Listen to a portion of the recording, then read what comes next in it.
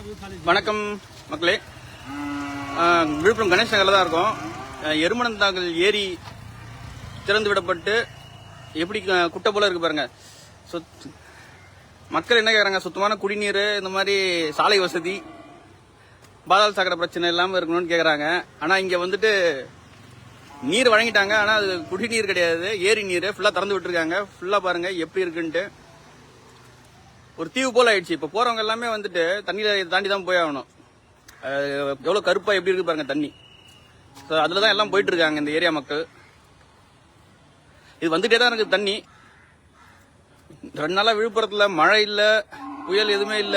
ஆனா தண்ணி மட்டும் இந்த ஏரியாவுக்கு எப்படி வந்துட்டு இருக்குதுன்னு தெரியல. இந்த சேட்ஜி மாதிரி பயங்கரமா நல்லா வசதியா இருக்காங்க இந்த மக்கள். தண்ணி நிறைய வச்சிருக்காங்க ரோட்லயே. எல்லாத்துக்கும் காரணம் யாருன்னு கேட்டா எல்லாருக்கும் தெரிஞ்ச விஷயம்தான், நகராட்சி அவலங்கள்.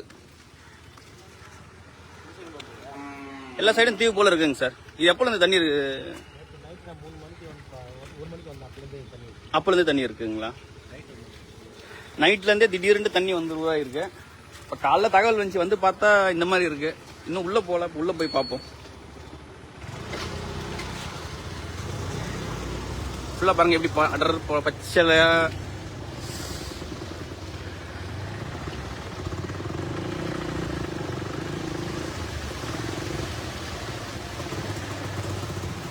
ஸ்கூலுக்கு போற பசங்க எல்லாம் எப்படி போவாங்கன்னு தெரியல. இந்த பக்கம் இதுதான் சோர்ஸ். இங்க பாத்தீங்கன்னா அந்த ஏரி, அதோ கரை தெரியுது பாத்தீங்களா, அந்த கரையில இருந்து எங்க இருந்தோ வந்துட்டு இருக்குது. சோர்ஸையும் போய் பார்த்து வந்துருவோம்.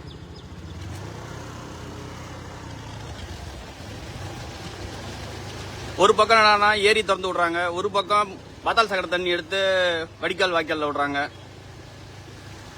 யாரு தான் பொறுப்பெடுத்துக்க போறாங்கன்னு தெரியல இதெல்லாம் சரி செய்யறதுக்கு.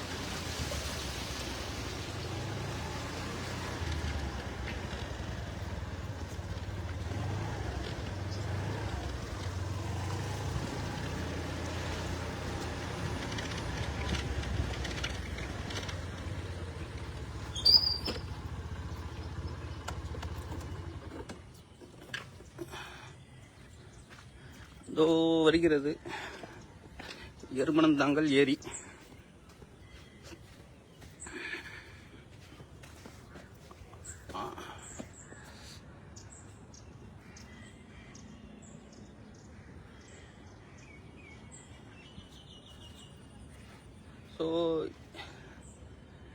இங்க கரை இங்க காணோம். இந்த தண்ணி தான் இப்போ எல்லாம் வெளியேறிட்டு இருக்கு.